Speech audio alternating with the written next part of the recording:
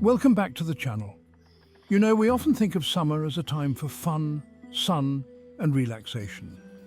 But beneath those long sunny days and warm summer nights, there lies a darkness, a lurking terror that only reveals itself during the hottest months of the year. Yes, tonight we delve into the sinister side of summer. These are not just stories, my friends, these are real accounts of summer vacations gone horribly wrong.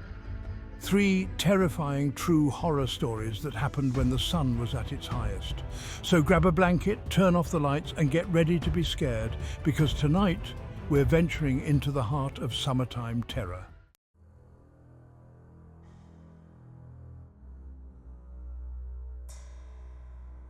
Our story takes us deep into the isolated wilderness of the Pacific Northwest, where towering trees cast long, ominous shadows. The silence is broken only by the wind whistling through the leaves. A group of friends rented a cabin for a summer getaway. They were eager to escape the city. Little did they know their retreat would turn into a nightmare. The cabin held a dark secret, a malevolent presence waiting to awaken. They arrived as the sun dipped below the horizon. Unease settled over them. Maybe it was the isolation, or something more sinister. A sense of foreboding grew stronger. They pushed their uneasiness aside. They unpacked and settled in, unaware of the nightmare ahead.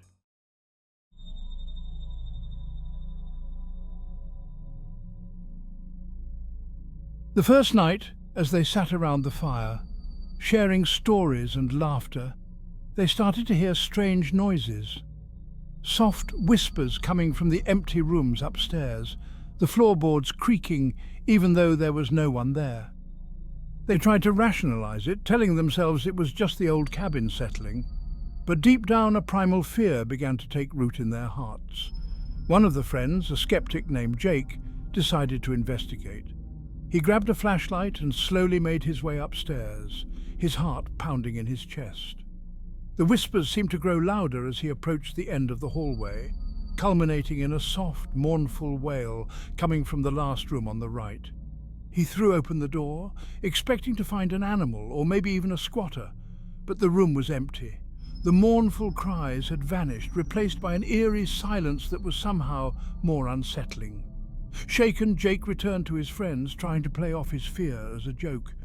But he couldn't shake the feeling that something was terribly wrong. And as the night wore on, that feeling only intensified.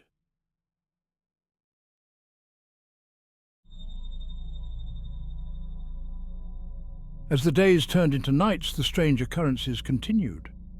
Objects moved on their own, doors slammed shut. They felt a constant presence, a cold, unseen entity. One night, Sarah woke up with a gasp, feeling an icy breath and a heavy weight on her chest. Through the darkness, she saw a shadowy figure at the foot of her bed. It was tall and gaunt, with long, sharp fingers. Terror seized her. She wanted to scream but couldn't. The figure bent down, its face shrouded in darkness. Sarah squeezed her eyes shut. When she opened them again, the figure was gone. She ran to her friends, heart racing. The cabin was clearly haunted.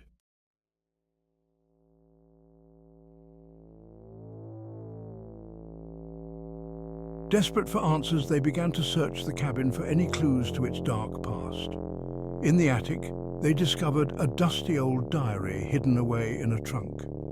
The diary belonged to a young woman who had lived in the cabin decades earlier. As they read her words, a chilling tale began to unfold, a tale of love, betrayal, and a jealous rage that had turned deadly.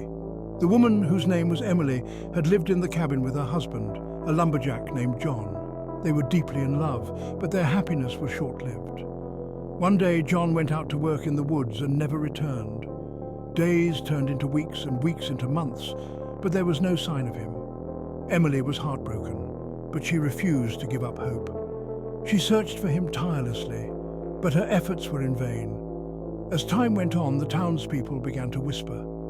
They said that John had run off with another woman, leaving Emily to fend for herself. Emily refused to believe them, but the seeds of doubt had been sown.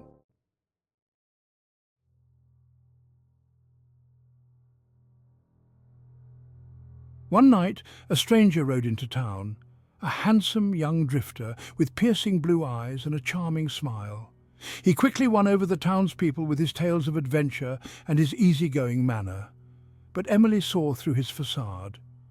She knew that he was the one who had stolen John's heart, the one who had driven him away from her.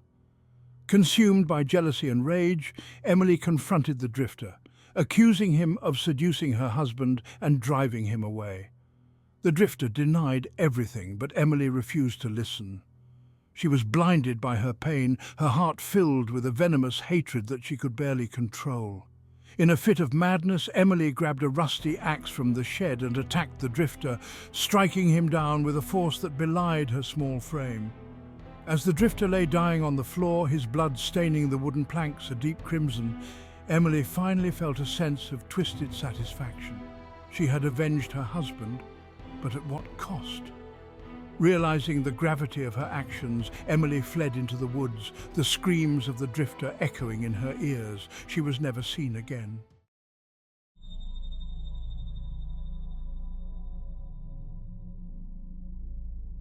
The friends reading the diary exchanged uneasy glances. Could this be the restless spirit haunting the cabin? Emily, driven mad by grief and consumed by her own jealousy? As they finished reading the diary, they heard a noise from downstairs. It was the sound of the front door creaking open. A cold dread washed over them. They knew they had to leave. But as they made their way downstairs, they were met by a sight that chilled them to the bone. Standing in the living room was the translucent figure of a woman. Her long black hair was tangled, her eyes glowed, and in her hand she clutched a rusty axe. It was Emily, her spirit trapped within the walls of the cabin. The friends screamed and ran for their lives. They never returned to the cabin, but on moonlit nights you can still hear Emily's mournful cries.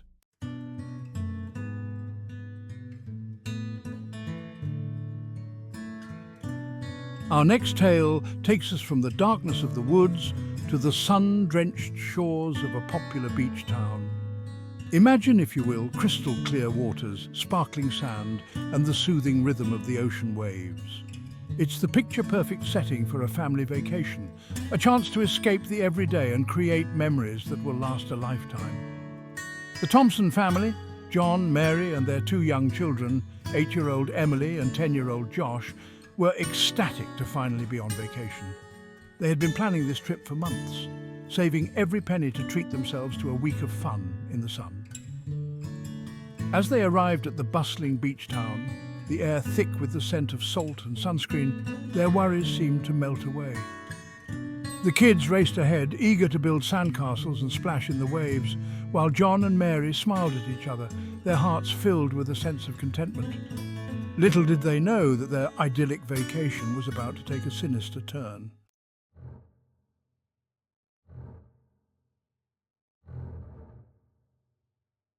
At first it was just a fleeting feeling, a prickle of unease on the back of Mary's neck as she watched her children playing in the sand. She brushed it off as nothing, the stress of everyday life finally catching up with her. But as the days went on, the feeling intensified. It was always there, a nagging sense of being observed, a shadow that seemed to follow them wherever they went. John, ever the pragmatist, dismissed her concerns as paranoia. "You're just letting your imagination run wild," he'd say, trying to reassure her. "We're on vacation. Relax and enjoy it." But deep down, even John couldn't shake the feeling that something was off. It started with small things. A sandcastle meticulously built by Emily, only to be found destroyed the next morning, the sand scattered as if by an angry hand. A forgotten beach towel, left unattended for a few minutes, mysteriously gone when they returned. They tried to rationalize it, to find logical explanations, but the incidents became more frequent, more unsettling.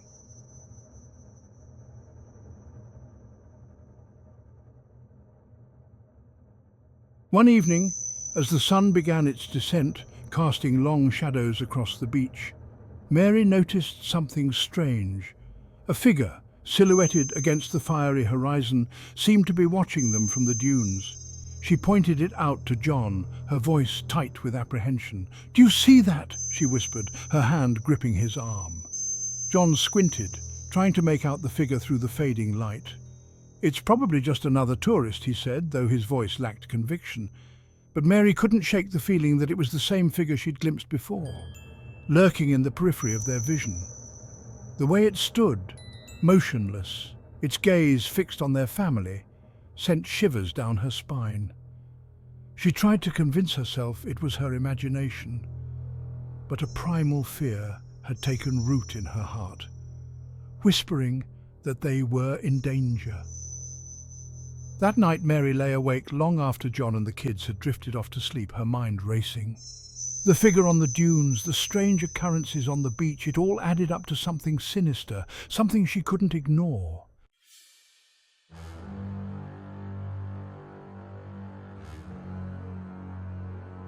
The next morning, determined to put her mind at ease, Mary decided to develop the disposable camera they had been using to capture their vacation memories. As the photos developed, a wave of nausea washed over her, turning her blood to ice. In the background of several photos, always at a distance, lurking near the edge of the frame, was the same figure. Sometimes it was just a shadow, a fleeting glimpse of something out of place. Other times it was clearer, a tall, gaunt figure in a dark hoodie, its face always obscured. Mary showed the photos to John, her hand trembling. "It's been following us," she whispered, her voice barely audible. John stared at the photos, his face pale. He couldn't deny it anymore. Someone or something had been watching them, documenting their every move. Fear, cold and sharp, pierced through the carefree facade of their vacation. They were no longer just a family enjoying a week at the beach. They were prey, and someone or something was stalking them.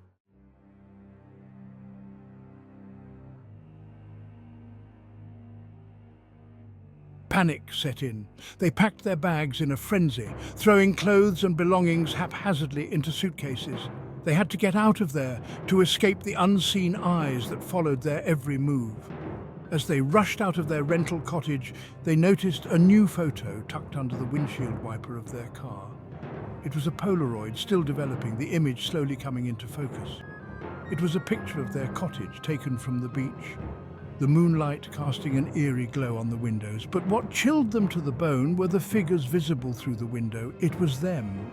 John, Mary and the kids, all sound asleep in their beds. Someone had been inside their cottage, watching them as they slept, capturing their vulnerability on film. A wave of terror washed over them, the realization that they were no longer safe, not even within the supposed sanctuary of their own rental.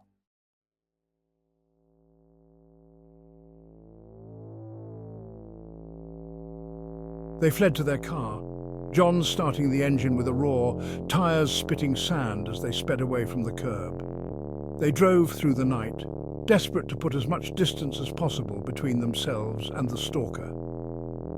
As they merged onto the highway, joining the anonymous stream of headlights, a strange calm settled over them. They were lost in the crowd, just another face in the sea of humanity.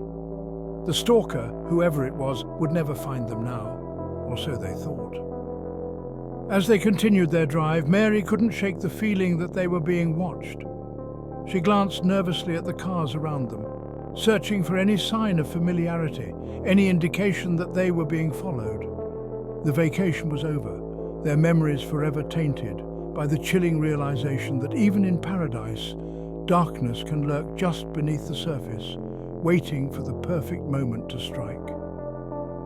The Thompson family never returned to that beach town, but the experience left an indelible mark on their lives, a constant reminder that some things are better left unseen, some secrets are best left buried in the sand.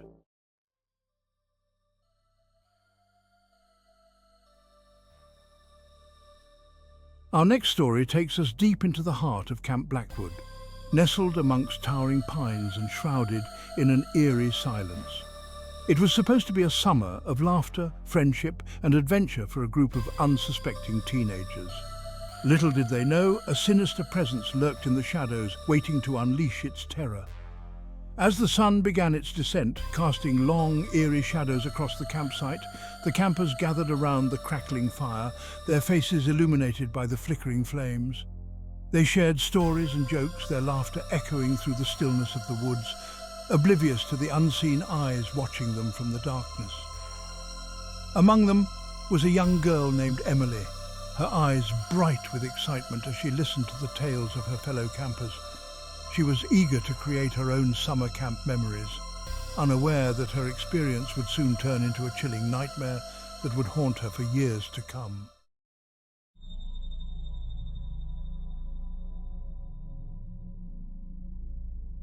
As the night deepened and the fire began to die down, a strange feeling settled over the campsite. The air grew heavy with an unseen presence, and the laughter of the campers was replaced by an uneasy silence. It began with whispers, soft and indistinct, carried on the wind like the mournful cries of a lost soul.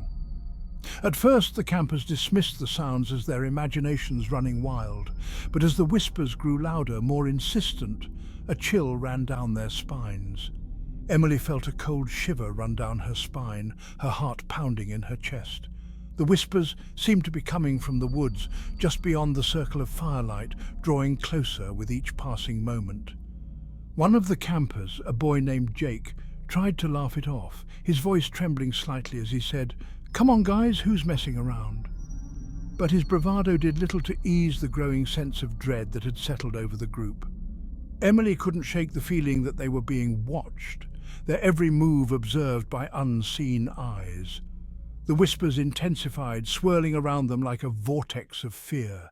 They seemed to be calling out to them, their voices filled with a mixture of sadness and anger. Emily felt a cold hand grip her heart as the realization dawned on her. They were not alone.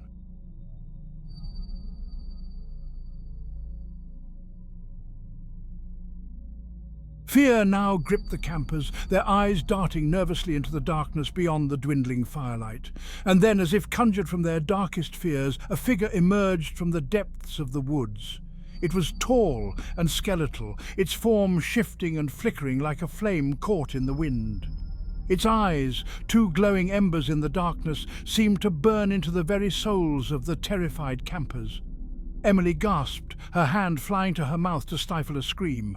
The figure moved slowly at first, its feet seemingly not touching the ground as it glided towards them. With each step it took, the temperature dropped and the air grew heavy with the stench of decay. The campers were paralyzed with fear, their bodies frozen in place as the ghostly apparition drew closer. They had heard stories of the Camp Blackwood ghost, a malevolent spirit said to haunt the woods, but they had dismissed them as mere campfire tales. Now, they were forced to confront the horrifying reality that the legend was all too real. Emily wanted to run, to scream, to do anything but sit there and wait for the ghost to reach them. But her legs felt like lead, and her voice was trapped in her throat. She could only watch in horror as the ghostly figure stopped at the edge of the firelight, its glowing eyes fixed on them.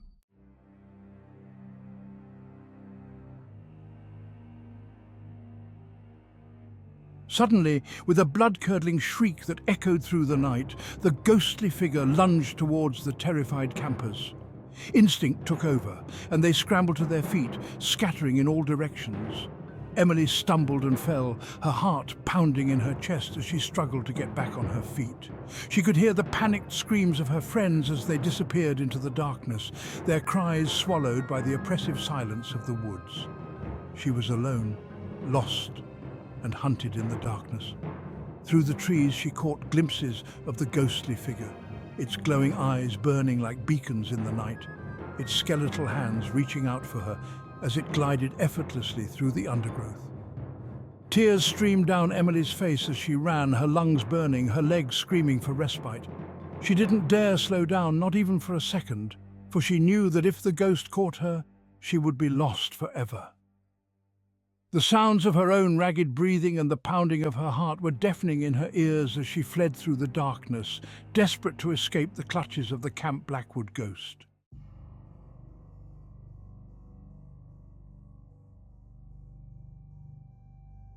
Emily ran until she could run no more, collapsing beneath a towering oak tree, her body racked with sobs. She huddled there in the darkness, listening for any sign that the ghost was still pursuing her. The forest was eerily silent, the only sound the gentle rustling of leaves in the wind. But Emily couldn't shake the feeling that she was being watched, that the ghostly eyes of the Camp Blackwood ghost were still upon her. As the hours slowly ticked by, Emily remained hidden beneath the oak tree, too terrified to move. The events of the night played over and over in her mind like a terrifying film on repeat. She thought of her friends, wondering if they had managed to escape the clutches of the ghost. Were they safe? Were they huddled in the darkness somewhere, just as terrified as she was? The first rays of dawn finally broke through the canopy, casting a warm glow on the forest floor. With the coming of daylight, Emily felt a glimmer of hope. She slowly rose to her feet, her body stiff and sore from her night of terror.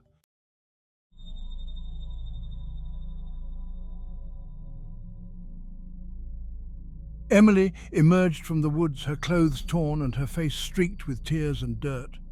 She found her way back to the campsite, only to discover that it was deserted. Her friends were gone, their tents abandoned. Days turned into weeks, and still there was no sign of the missing campers.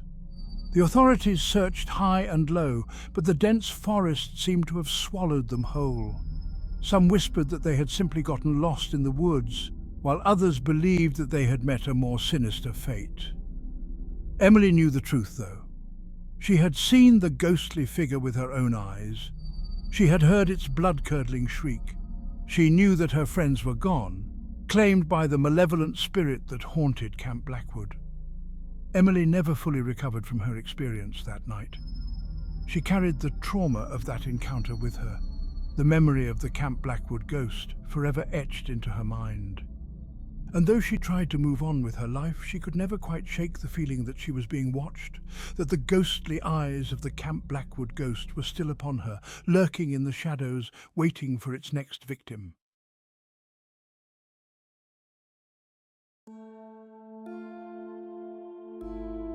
Campfires, meant to bring warmth and comfort, can sometimes become beacons for chilling encounters.